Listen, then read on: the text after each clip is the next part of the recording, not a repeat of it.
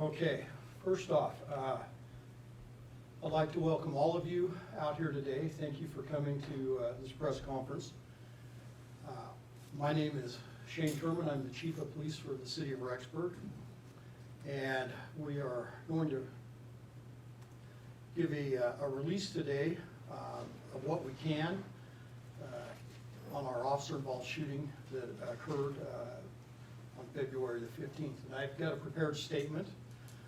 At the end of this, I know you'll have some questions, but just to let you know, there's a lot of things I'm not going to be able to answer just because of the fact that this case is still under investigation. I have prepared also my release so that you'll be able to get a copy of it on your way out. So with that, I'm going to begin.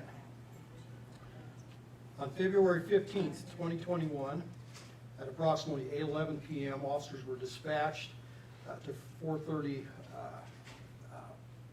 South 3rd West at the Brenchley Apartments for a report of a male that had illegally entered into an apartment. Officers responded to the residence and at approximately 8:16 p.m., at which time they made contact with the complainant and they gathered the pertinent information as to what had happened. The victim advised that the suspect came to her apartment looking for another person. When she told him that they were not there, the suspect pushed his way, forcing the door open and entered into the complainant's apartment. And at one point, the complainant, who was also the victim at that time, felt like the suspect was going to strike her. The suspect ended up leaving, and the victim at this time called us. When the officers arrived to meet this victim, they found that she was in a wheelchair. The victim advised that the suspect was a big man, that she was afraid of him, and it seemed like that he was strung out, was the words that she used. The officers were also provided the identity of that suspect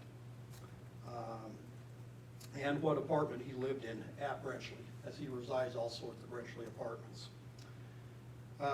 The victim requested that the suspect be charged with breaking and entering and wanted him trespassed from her apartment.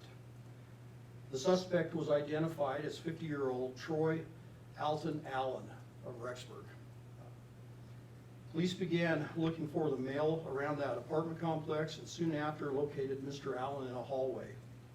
Officers addressed Mr. Allen, at which time he lied to the officers, stating that his name was Billy.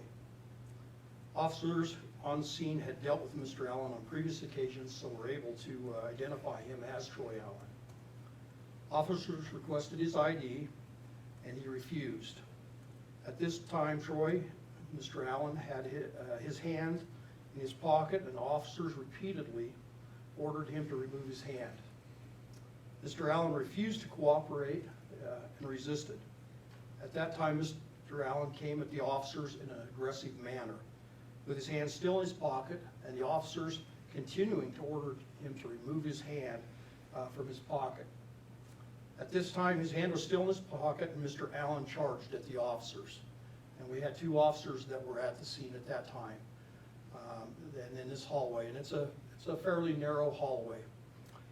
There was no place for the officers to retreat to, but officers at that time were backing up as Mr. Allen was charging forward towards them, still with his hand in his pocket. The officers at this time fired to stop the threat by Mr. Allen, who was now closing the distance between them very quickly, even as the officers were backing up as fast as they could.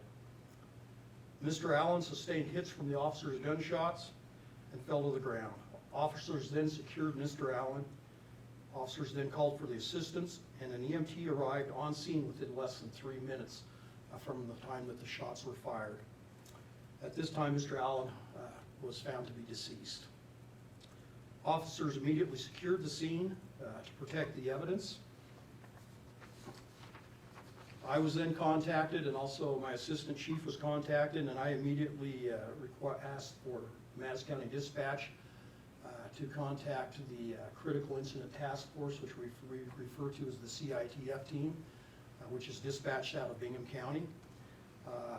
And soon after, officers on that task force arrived and were deployed at the scene.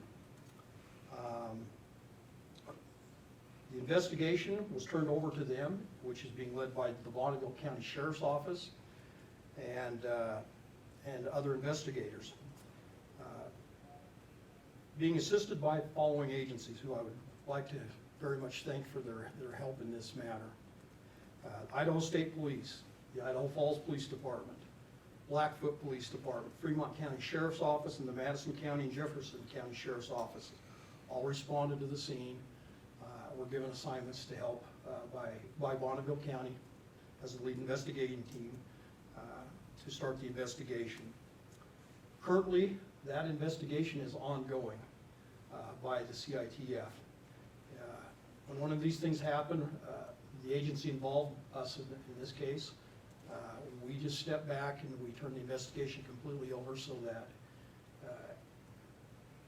the conclusion of that investigation can be completely non-biased and seen through eyes of those not involved. No officers involved in this incident sustained injuries, and they have been placed on administrative leave according to the protocols of the Critical Incident Task Force and also the protocols of the Rexburg Police Department. Being placed on administrative leave does not mean that they have done anything wrong. It's for the protection of the officers until the investigation can be done. At this time, we are waiting for the investigation to be completed before any further information can be released. And in speaking with that, we're looking at probably 2 to 3 weeks from now before that investigation is fully completed. I, as the Chief of Police, want to express my deepest sympathy and condolences to the family of Mr. Allen and also to the officers that were involved in this and to their families, because these things are never easy and something that officers never want to be involved in. The taking of a life has a deep and profound effect upon all people involved. I have personally spoken with the family of Mr. Allen, and I have also went and visited the families and the officers that were involved in this, and I can tell you that it has taken a real emotional toll on everybody, as well as our department. So I thank you for all being here today and for treating this with the respect and the dignity that it deserves. And with that, I would turn it over if you have any questions. Like I said, I probably will not be able to answer very many questions, but if I can, I will. With the past history with the individual, Mr. Allen, was there any violent history that kind of heightened officers' awareness going into this? So we have dealt with Mr. Allen on more than one occasion on various types of calls, and so they were familiar with him, and we have had a delay and obstructing with him before, so they are aware of it. But in those other times that we've met with him, times he's been very, very polite and very good. So they had no indication that at this time this was going to happen and that he would act in this way. So when they arrived on the scene, did they notice immediately that he was different in their experience with him in previous time? Well, I would have to leave that up to the officers. I have not been able, as part of the protocol, I don't get to speak to the officers as far as anything that happened. So that would have to be, we'll have to wait until their report finally gets completed by the team. So, yes. Is Mr. Allen armed in any way? That is still under investigation, so I can't answer that. I can say that the manner in which he acted would lead me as an officer, if I was on the scene, to believe that he was armed. Chief, thanks again for having this press conference. Could you update us on the status of the officers in regards to their leave and how long they'll be on leave? So with that protocol, what happens is the Critical Incident Task Force has to complete their investigation, and once that is done, they will turn that investigation over to me and also over to the Madison County Prosecutor's Office. And that will be reviewed by the prosecutor to see if there was any wrongdoing on the officer's part, or if it was a justified shooting. So they will stay on leave until we get that back from the prosecutor. We also will have our officers going through some therapy, and we'll also require a fitness for duty exam through some mental health professionals, because that is a huge concern for us, is their mental health, their well-being. We also offer the counseling to their wives and their families, because trust me, this affects everyone in their family. It's a very hard thing. Yes. Was more than one shot fired from the officers? At this time, I can't answer that question. I have to wait for that investigation to come back. So, Oh, sorry, go ahead. so it's not tied directly to this shooting, but there's been several over the past couple weeks in eastern Idaho. Is this impacting Rexburg police in any way, or just the thoughts of going out there on the streets right now?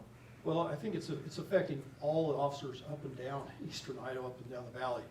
We're also part of the critical incident task force, and so when a shooting is called out somewhere else, our investigative team responds to that. But as you know, we're right in the middle also of our the Dave Vallow investigation. So our investigative team, we are tasked to the max right now. But so it is affecting us, and it's affecting the other agencies because they're just have been called out on so many of these lately that it does take a toll on all the agencies, manpower wise, and then time. These take hundreds of hours. There's hundreds of hours of manpower put into one of these to turn over every stone to make sure that it's done properly and that we get to the truth. To build off of his question, and this may be in a broader sense of the situation, but with these involved shootings in recent days, what do you think plays a factor into these types of incidences? I guess I would say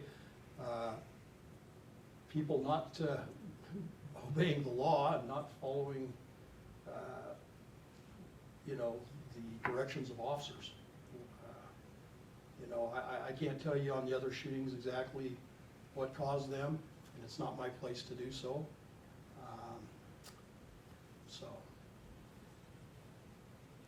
We know that the Brenchley Apartments has been asked to not release the video footage. Has Mr. Allen's family had access to that footage, do you know? I do not know that. That would be up to the critical incident task force to release any of that. Yes. Is there footage from the officer's perspective that is being investigated, or is it purely the apartment? No, we do have camera footage from the officers. Our officers wear body worn cameras. All of that evidence has been turned over to the task force, and they will analyze all of that. Yes, sir. With officers going on administrative leave, are you concerned that the department might be stretched thin? Because last month you had requested from the city council to add another officer to the force, and that was stating because of a high and kind of unusual amount of calls in January. Does this play into that, do you think? Absolutely. In fact, we were 4 hours away from being what we felt would be fully staffed, and we didn't quite make it. So now we are understaffed again at this point, and we're having to make adjustments to do just the daily police work that we are required to do. So yeah, it does put a strain on us. Could you name the individual that was shot again? Was it Troy Alton Allen? That is correct, Troy Alton Allen. How do you spell that, just to make sure I got that right? Troy, T-R-O-Y, Alton, A-L-T-O-N, and Allen is A-L-L-E-N. Thank you. You're welcome. Was there a history of mental illness with Mr. Allen? I've heard there may be, but again, I'm waiting for the findings of the CITF team. So. Well, seeing no further questions, I'd like to thank you all for being here. As you go out, at the front desk, we'll have a copy of this release that you can have, so you, might help you with doing your reports and go forward from there.